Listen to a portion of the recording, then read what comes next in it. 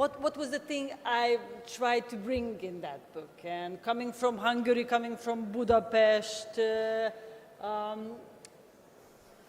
always said that our role in Budapest was not just to make the city function, to provide public services, but it was also to be a very important reserve of democracy. Because we all know that if you don't practice something, you lose that muscle. You can lose that muscle for democracy. Our role was to show a different path for Hungary, a different path that actually works. So what I was writing in the article, it was about resonance. It was about how we talk a lot about concrete things and practicalities and recipes and how these recipes don't work. And coming from Hungary, I can really say that there are a lot of lessons to be learned. I will not put it down here. But it was not a rational decision-making campaign. It was an emotional giga roller coaster. The whole campaign was all about emotions and a big mix of emotions. So it was partly fatigue, but there was a lot of resentment. There was a lot of anger, but also there was a hero story involved. A hero story, a story of bravery, and the story, and I think this is why the mayor of Budapest always has to have his credits here. It was also a story of love. And this was the emotional roller coaster we've been through in the election campaign and in the past 2 years. And, you know, we have these stories that we believe in, that in the end, love wins. The positive emotions do win over fear. And I think this is something that can help us keep going. And you know, they always told us that campaign, it's all about money. But the Hungarian elections proved that that's not true. The Viktor Orbán people, they had all the money in the world. And they were defeated. The Hungarian election proved that societies have an immune system. How to trigger this immune system, there is no magic recipe. And whatever happened in Hungary probably cannot be repeated the same way anything else, because every society has their own ecology and has their window of change opportunity. And there are a lot of elements. But yes, I think this is the big thing, that in the emotional roller coaster, in the end, love wins. Thank you.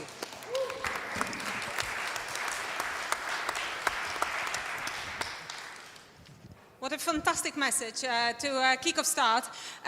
Does love win is the question to our next speaker. Kaisa Vatanen is our Vice President at FEPS, but also a member of the Progressive Pollsters Network. And what's going to happen now for the upcoming 35 minutes of your life that you've decided to spend with us is you are going to hear some facts and figures from Kaisa for about 6 minutes, and then we turn to star debates where you all will be responsible for successful outcome of this conversation. So Kaisa, 6 minutes on the clock. I will be ruthless because I have to be, but I know you can make it. Thanks a lot for coming. Thank you, Anya. Thank you very much. Thank you for amazing invitations at the beginning. I think we will have a great session ahead of us, and I'm looking forward to the conversation. I'm very grateful for the opportunity to provoke you a little bit at the start, because that is what Anya has asked me to do. So I will present to you some data. It comes from Mandate Research's cross-country tracking surveys from last autumn and this spring. But for the time limitation given, I am not offering you a data presentation, but I'm more offering you a story. So treat this as a story that it happens in front of you, and then if you have any methodological or data questions, come and find me afterwards. I'm not going to concentrate on that. So let's get started. Where are we? We are living in an odd and very concerning global moment. I think we can all agree on that. But there is one topic that concerns more Europeans than anything else at the moment. European voters are concerned especially about the cost of living. And this is not just European, there's probably others in here as well. This is global, but my data in here is mostly European. So cost of living is the most important thing that people are concerned about, either in their own lives or in their societies. They also, when asked, they also ask politicians to fix this one specific issue. It's always cost of living. But if you look at the data here, I don't think you can see it, but I can tell you that if you look at the issues below cost of living, they are incredibly social democratic. They are traditional welfare state issues. Think about healthcare, pensions, education, so social security. 75% of the people's concerns are these core issues of social democratic voters. But cost of living absolutely dominates. And it is not a temporary issue anymore either for people. When you ask from people whether or not you think the cost of living is a temporary issue caused by shocks like COVID or war in Ukraine, or whether it's a more systemic issue of our societies, more and more voters think that it's actually become a systemic issue. The issues like the current war in Middle East is only continuation of events that keep piling up and keep feeding into it. But it is the underinvestment in our societies, in infrastructure, it's the wage stagnation, it is the austerity that the voters are blaming for the cost of living issues and what they want politicians to fix. And the outlook is very grim. When you ask from Europeans whether or not you think this will get better, majorities everywhere tell that no, it's not. It is probably going to get worse. And one thing that is actually really concerning about this is this slide, which tells you that the voters don't think that politicians would be powerless about this issue, but they just don't care. Majorities in all countries, and plurality in Sweden and majorities in other countries, think that politicians could do something about the issue of cost of living, but they just don't care. The second most popular answer is that they don't know how to fix it. So either you don't care or you are incompetent. Not a really good place for politicians to be. And why should the voters trust you and put their trust in you in voting if they don't feel like you're going to care on something? This is an issue that is important for European voters. This is an issue that will polarize people. This is an issue that is very great feeding ground for the extremes in all sides. And to take us a little bit further in this gloomy road, social democrats are not doing very well on this either. In here you have social democrats in these countries, issue profiles, average issue profiles for social democrats in the countries on the left and for the far-right parties on the right. And the question from the voters has been that what do you think that these parties care about? Not what they think that we do or what we know about, but what we care about. And as you can see, the far right does not have the problem that the center left, the progressive parties have. People just don't really know what we care about. And because the far right doesn't have this problem, that is exactly why we, as progressives, worry about them. We really worry about what they do because we know what they care about and what they will do about that. But for a voter, that is actually a reason that they can trust these politicians because they also know what they will do about. They know what to expect when they see them, when they vote for them. This is said, I don't only have bad news, I also have some more positive thoughts as well. Because if you ask from the voters what kind of economy do they want, what is it that they would want from politicians, politics and their societies, what kind of economy they would want, it is a social democratic one. They want welfare state, they want public services, they want support, they want equality, they want decent jobs that are close to them and they don't have to move for, which pay for their way. They want to participate in the society. And this is what we should be providing. This is what is very core social democratic policies, but the question is how do we make it so that the voters understand that this is what we offer them, this is what we care about. And if you look at the European opinions in here as well, many voters also would like to see us further away from this more distant relationship from USA. And also when you ask them, many voters would like us to see investing into the European capacities, be it in military, be it in economy or trade, be it in technology and digital services. So there is a longing and there's a call for more European capacities, more European investment, more European progressive economic policy. It would take a lot of courage and strength of vision from Europe to actually make this reality and make it reality in a fast space. But I do believe that it would be a possibility, and I think the voters would be willing to support it, even if it costs for them, because that's something we asked as well. So therefore, I will finish, and I will leave you all with the question, what can we do as the progressives to convince the voters that we both care and have a vision and actually will do the work to make the voters' lives better? Thank you. Thanks so much.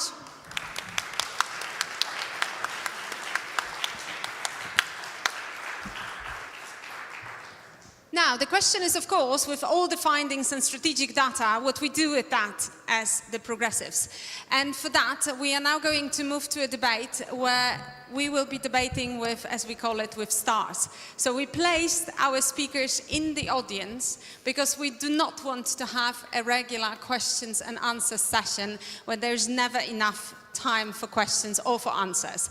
And we want also the speakers to be amongst you to get to know what you found about this presentation and how you want to go about that. So I'm going to introduce the speakers so that you can see that, and for those of you who arrived a little bit late, to know that you have to move to be around the speakers, because we are so soon are going to create the so-called stars around the speakers. We have Paul Magnette, who is sitting just here. He's the president of Parti Socialiste.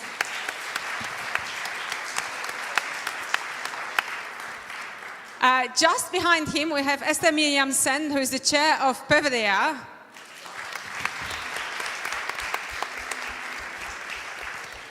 Here in front, we have Christophe Clergot, who is the vice president of the S&D group. Just next, we have Chiara Braga, who is the president of the PD group in the Italian parliament. João Martins Pereira is sitting just across at the back, but this is our youth avant-garde as the president of Young European Socialists. Alberto Bondesio, I've seen you, you are just there. He's a member of parliament here in Catalonia. And here, almost hiding behind, and with no partners yet to talk to him, Matthias Ecke, the MEP. We are going to now move, and it will be 10 minutes on the clock. We want you to be as close to speakers as possible. Speakers have responsibility to intrigue you in the debate, but you have a responsibility to manage the time and to make sure that the leaders get your feeling about the question that Kaisa posted, which is, everybody wants social democracy, so how come we are not the ones leading through those unrevealing time? And Andreas, Kaisa and Kata are absolutely not off the hook. They will have to join the audience and they will have to continue the debate with you. I will ring the bell the moment the 10 minutes is up, and then we are going to move to actual finalization, and the leaders will have to tell us what they've learned and how they are going to lead us from here. 10 minutes is yours. Just pick the places where there are no other speakers.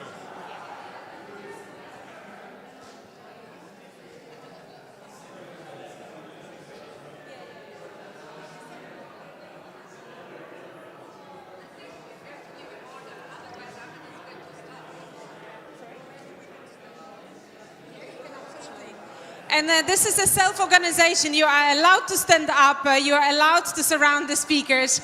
This is the moment we move as a movement.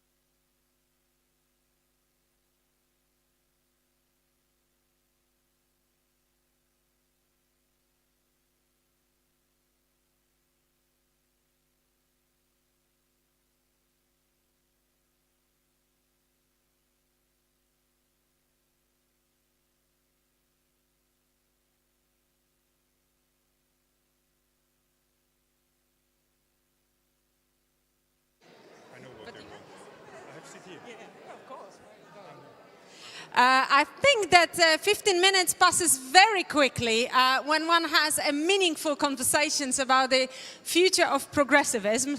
So now you have had what we called a stars kind of a format of the conversation.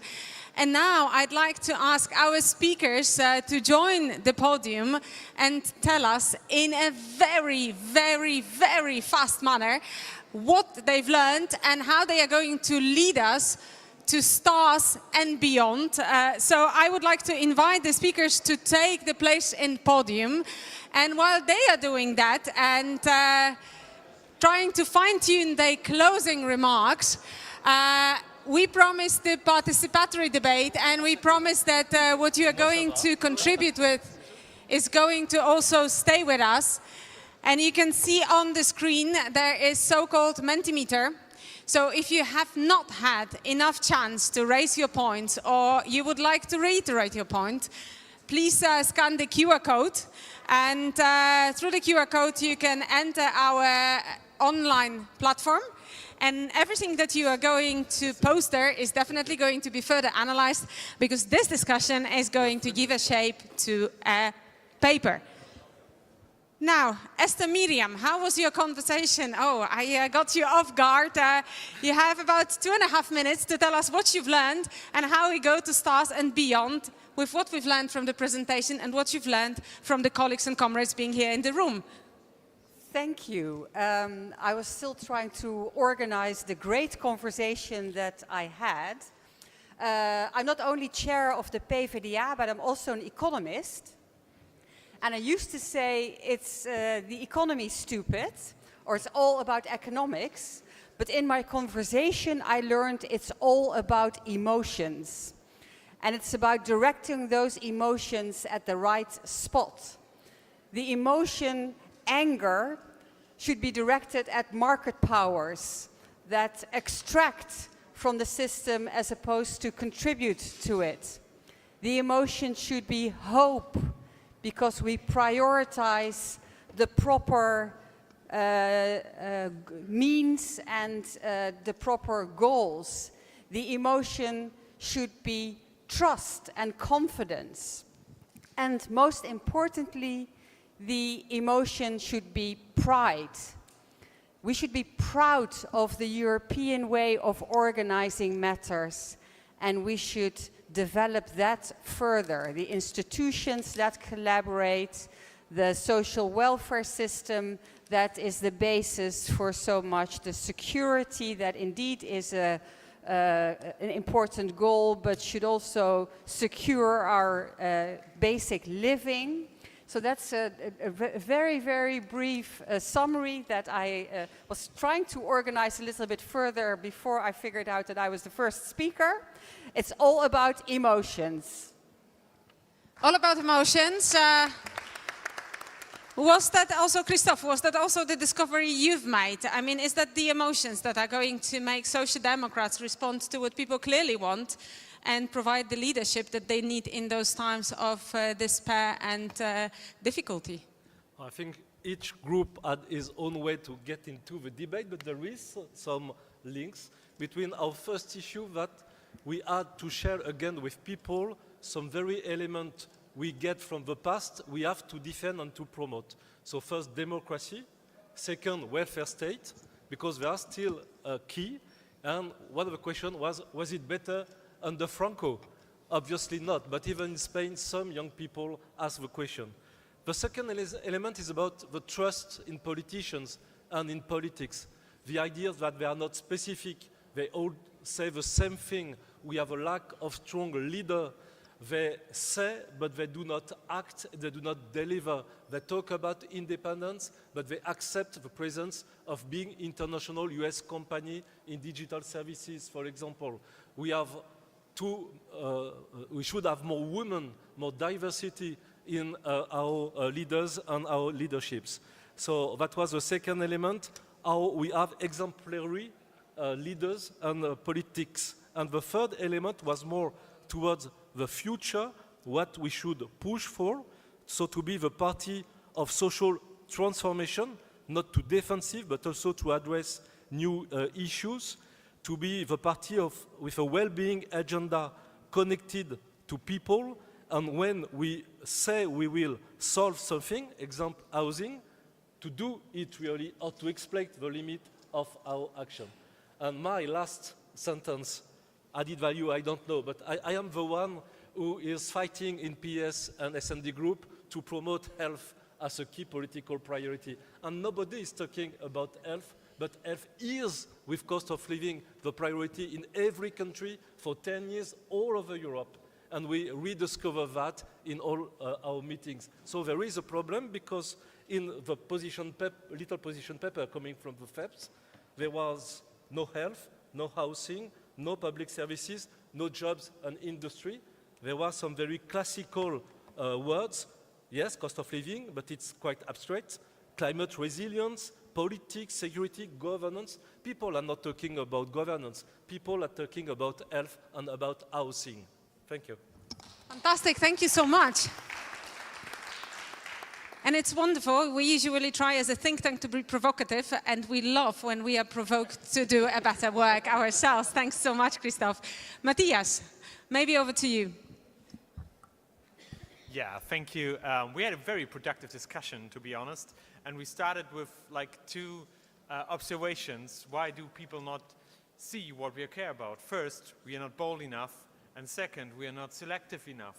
And we should be very clear about what are the main issues for us. And it's difficult for social democrats, center-left social democrats, because we have so much experience also in government, so much competence. We feel like we know everything about every subject. But this gets us a bit blurry in the eyes of the people. So we should be more selective, we should be bolder, and we should talk about our things in our language. That was someone said, talk about our things in our language and not in the language of our political opponent. And then we discussed about how we always jump from analysis to conclusion. Maybe sometimes it's just enough to feel the pain as a first step. Feel the pain, see that people struggle to make their living, see that people are concerned about whether their job will hold, whether their job will be secure in 10 years' time. Just feel the pain and accept it, and not always try to reframe it in a way that we can easily address it with our policies. And last idea is something just to bear it in mind. The title of all this was The Great Unraveling, and this is something that we often categorize our analysis of the present times in. But maybe we need to accept that there are people out there who want to unravel the system, who do not see this as a threat but as an opportunity, and who tend to the far right because they think that they are the most likely to just overturn everything, which is maybe true.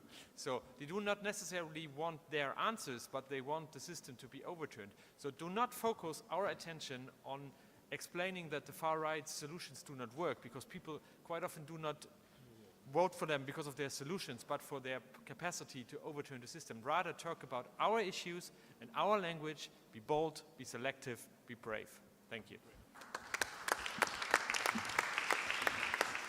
Thanks so much. So we are narrowing the focus and broadening the message, so to say. And with that, I'd like to move to Chiara. You've had a very intense debate here in the second row, I've seen. Sorry. Okay, sorry. Okay. Hi, I'm happy to be here. Thank you for giving me the floor. In my conversation, we discussed defense people against the cost of life and defense of the middle class. Then defending the young generation for us allows the strength in the European political platform. And the third point, Trump unjust American position helps Europe to find its soul again. I'd like to speak for a few minutes about the situation in Italy and to remain at the Democratic Party, where now we try to change the politics in Italy, and we saw this with the victory of the no vote in constitutional referendum in Italy at the end of March. Defense democracy, This marked the first major victory against the Meloni government and the right-wing parties, thanks to a strong mobilization that led almost 15 million people, including many young people who had previously not voted. And this is why the important young people in Italy and Europe is not merely a demographic issue, but represent an important turning point for the continent's economic, social, and political future.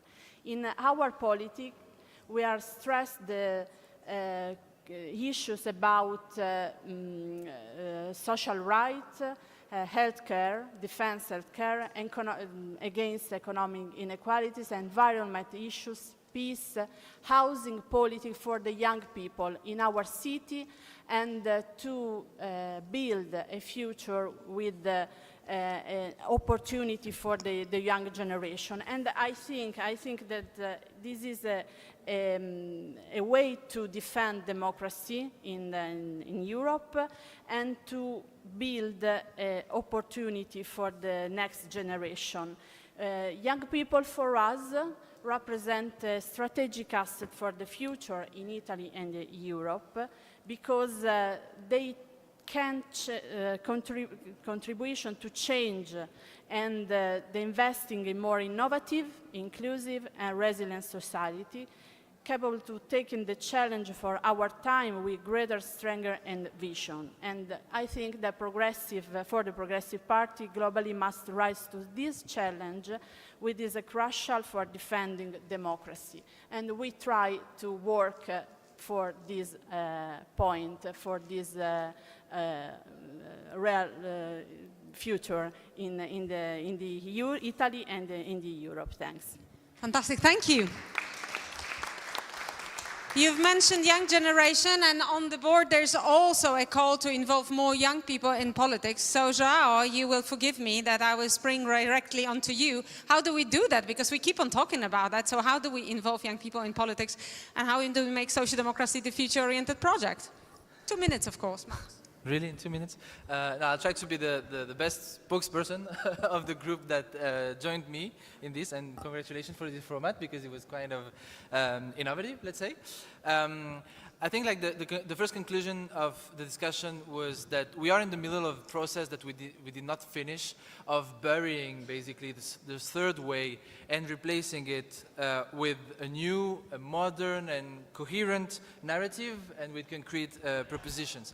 Sometimes our political family and civil society as a whole is still stuck in very specific debates, sometimes very narrow, that are important but only concern a huge minority of the population, instead of focusing on the vast majority. And this is at the end what we need to pursue if we want to win elections and effectively change life of citizens. Basically, people don't know who is talking about me and who does effectively represent me.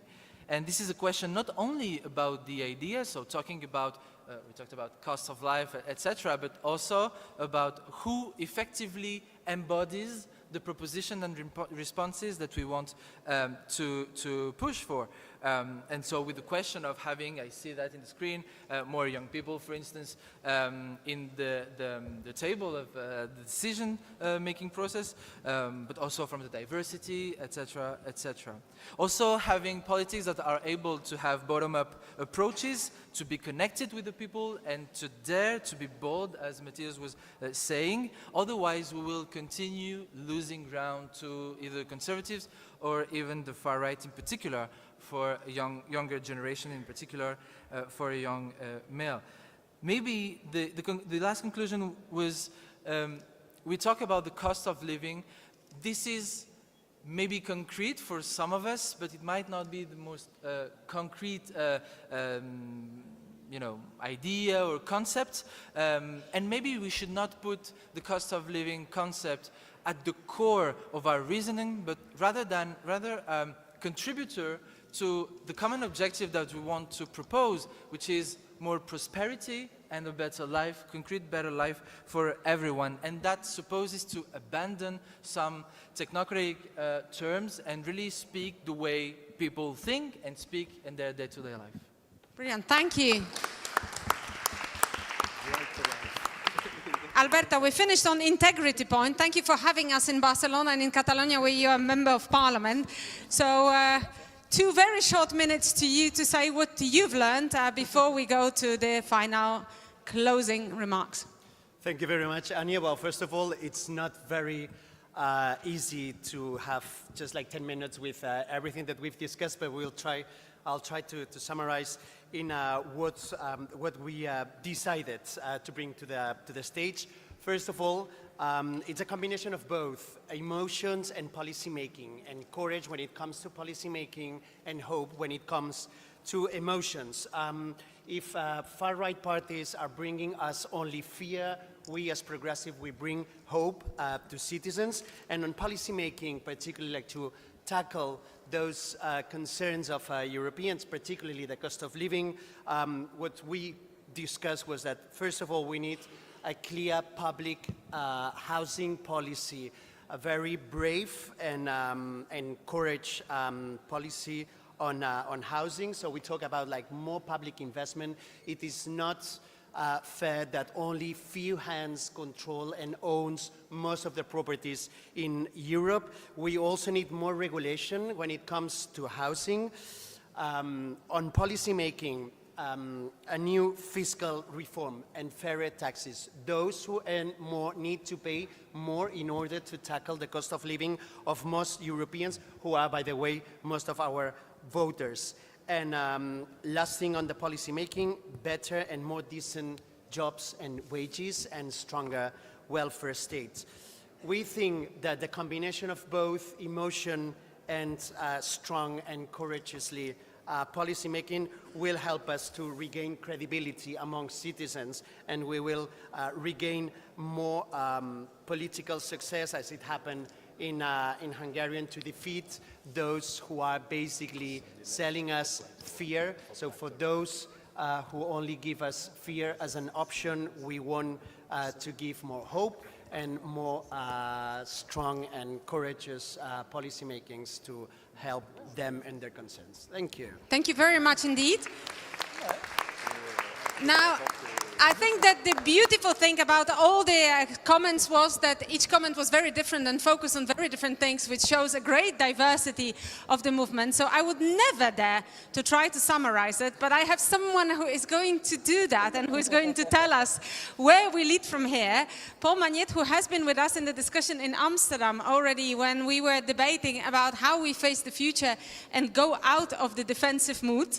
And he has agreed to have a very difficult task to tell us what we are leaving this room with as a final message, emotional or political, or both. Thank you very much, Anya, and thank you to FEPS for this initiative and this original methodology. I must say, in my group, we had a gender bias as only women took the floor, so I have to do my best to be a good spokesperson. I'd summarize in three words. One is presence, the second one is emotions, it's already been mentioned a number of times, and the third one is credibility. Presence is very important, I think. There's an old saying in Belgium and in France saying there are less differences between two MPs, between two MPs, of which one is a socialist, than between two socialists, of which one is an MP.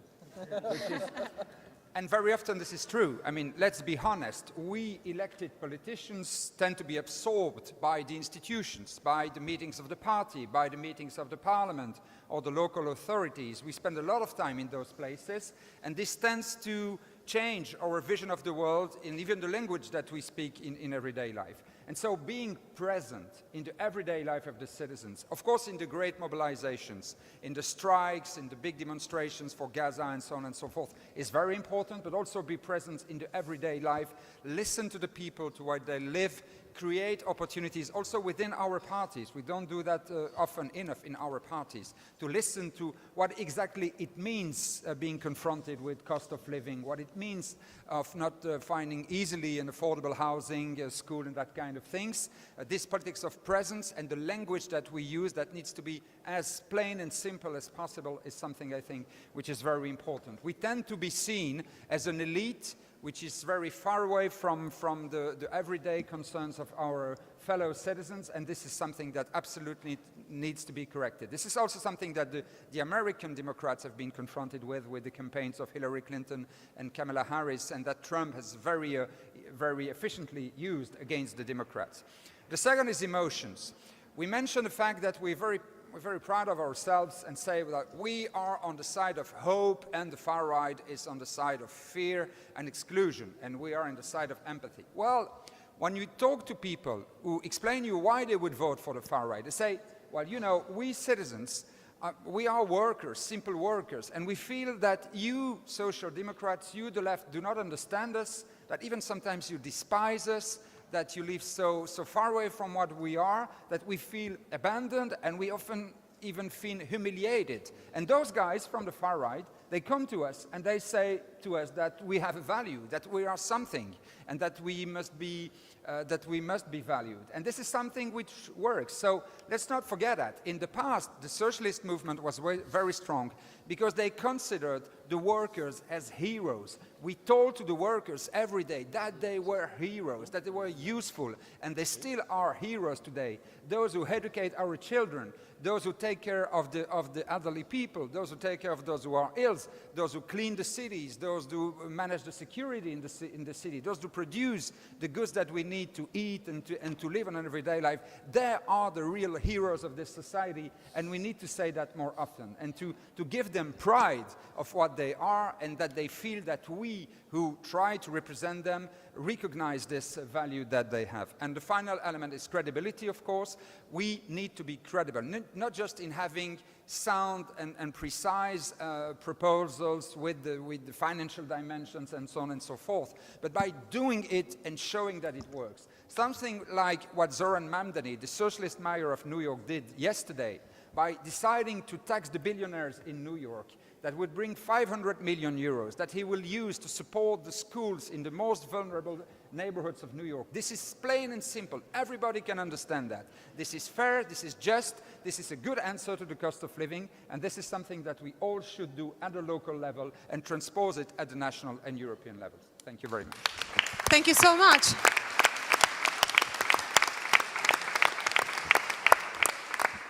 Allow me to thank once again all the speakers. I would like to thank all of you for being here. I'd like to thank the Karl Renner Institute and Rafael Campalans Foundations for being with us. And definitely I would like to ask you to join me in applause for both the technical team and interpreters who have helped us through that session.